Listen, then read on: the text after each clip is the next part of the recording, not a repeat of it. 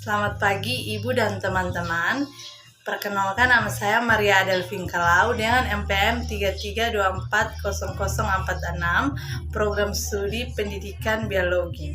Baik, di sini saya akan menjelaskan tugas tentang statistika dasar. Baik, soal yang pertama, mengapa ilmu statistika penting dipelajari dalam kehidupan sehari-hari? Yang pertama, membantu kita memahami dunia. Dengan statistika, kita bisa menganalisis data dari berbagai sumber untuk melihat apa pola tren dan hubungan antara variabel.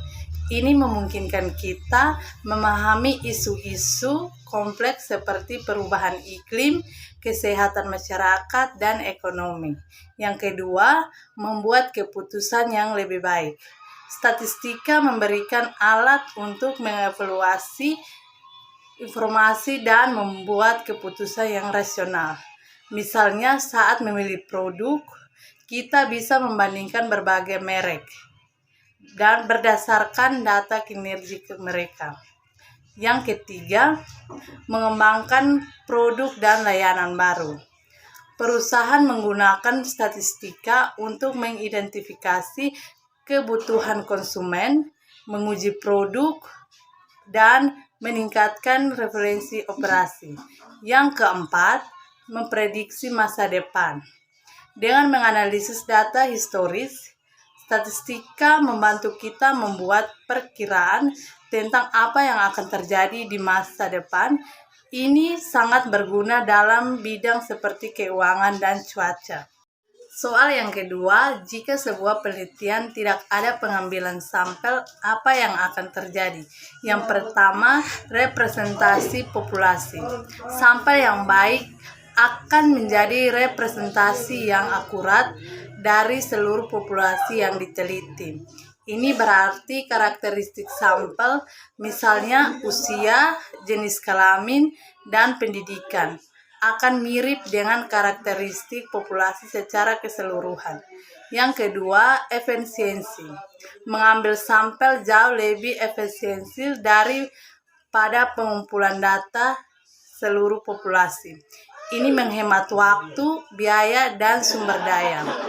Yang ketiga, generalisasi hasil. Hasil penelitian yang didapat dari sampel dapat digeneralisasikan atau diterapkan pada populasi yang lebih besar. Dengan kata lain, kesimpulan yang diambil dari sampel dapat dianggap berakurat seluruh populasi. Yang ketiga, tingkat kesalahan. Meskipun sampel berusaha mewakili populasi, selalu ada kemungkinan terjadinya kesalahan sampling. Ini berarti hasil yang didapat dari sampel mungkin sedikit berbeda dengan hasil yang akan didapatkan jika seluruh populasi diteliti. Soal yang ketiga, seorang mahasiswa ingin meneliti tentang mengapa mahasiswa Unimor cenderung malas belajar, kurang membaca, tetapi nilai mata kuliah selalu baik atau baik sekali. A. Berapa banyak sampel dan alasannya? B. Variabel yang ingin diteliti apa saja? C. Teknik pengambilan data seperti apa? A. Jumlah sampel dan alasannya. Jumlah sampel disarankan untuk mengambil sampel minimal 100 mahasiswa Unimor yang memenuhi kriteria atau nilai mata kuliah baik atau baik sekali. Yang pertama, representativitas. Jumlah ini cukup untuk mewakili populasi mahasiswa Unimor yang memiliki profil akademik serupa. Yang kedua, analisis statistik. Sampel sebesar ini memungkinkan dilakukannya analisis statistik yang lebih kuat dan akurat. Yang ketiga, variabilitas. Semakin besar sampel, semakin beragam karakteristik responden, sehingga hasil penelitian akan lebih generalisasi. B. Variabel yang diteliti. Yang pertama, variabel independen. Keaktifan belajar atau diukur melalui frekuensi belajar, membaca buku non-akademik, artikel ilmiah, dan lain-lain. Yang kedua, kebiasaan membaca.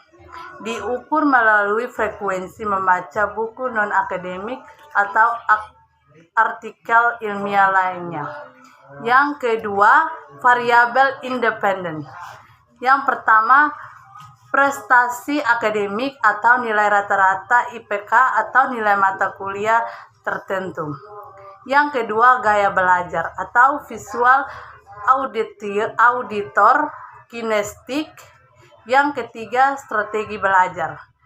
Belajar kelompok, belajar mandiri menggunakan sumber belajar online atau lainnya. Yang keempat, motivasi belajar atau intrinsik atau ekstrinsik.